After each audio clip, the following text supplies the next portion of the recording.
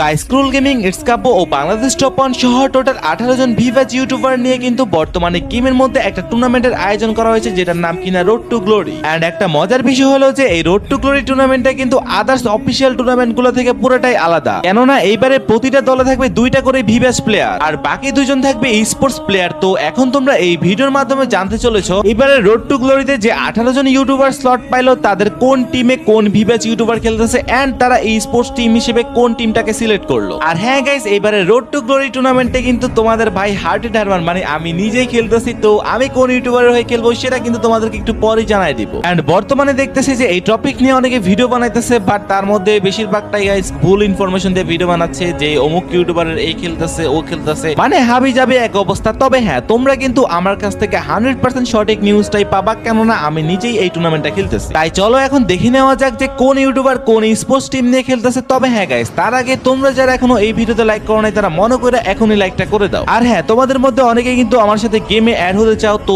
যারা অ্যাড হতে চাও তারা এই ভিডিওটাকে শেয়ার করে কমেন্টে তোমাদের আইডি কোডটা দিয়ে দিও। তো প্রথমে রয়েছে মিস্টার ট্রিপল আর, যিনি কিনা এবারে রোড টু গ্লোরি টুর্নামেন্টটা খেলবে টিম রেড হক্স মানে আরএচকে স্কোয়াডটাকে নিয়ে। তবে এখানে কিন্তু একটা টুইস্ট রয়েছে, টিম রেড হক্স এর সবগুলো প্লেয়ার কিন্তু মিস্টার ট্রিপল আর হয়ে খেলবে না, শুধুমাত্র আরএচকে ব্লেড, আরএচকে কুট্টুস এন্ড আরএচকে কাফি খেলবে মিস্টার ট্রিপল আর হয়ে। তো এইবারের টুর্নামেন্টে তোমরা কারা কারা মিস্টার ট্রিপল আর কে সাপোর্ট করবা তারা অবশ্যই কমেন্টে ট্রিপল আর আর্মি লিখে যাবা। তো রোড টু গ্লোরি টুর্নামেন্টে আমাদের পরবর্তী ভিভাস প্লেয়ার যার নাম হচ্ছে কিনা রক্সম্যান গেমিং। আর এই রক্সম্যান গেমিং কিন্তু 2025 সালে রোড টু গ্লোরিতে চান্স পাইছিল, তবে উনি কিন্তু তখন ভালো কিছু করতে পারে নাই।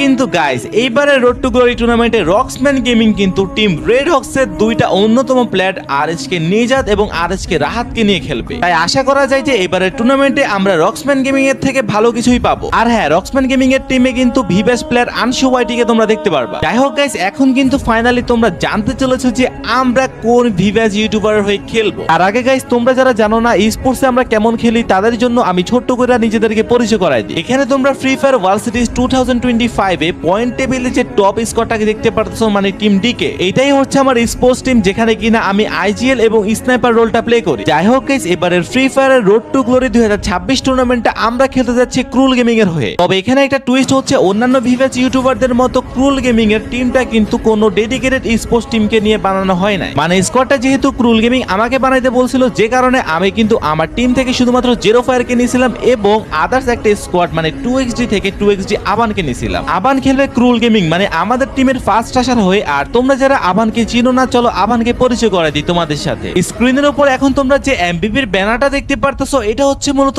এফএফডব্লিউএস এর একটা ম্যাচের ব্যানার এন্ড এখানে কিন্তু লেখা আছে আবান 2xd। আর এই আবানে কিন্তু এফএফডব্লিউএস এর মতো লবিতে এক ম্যাচে 10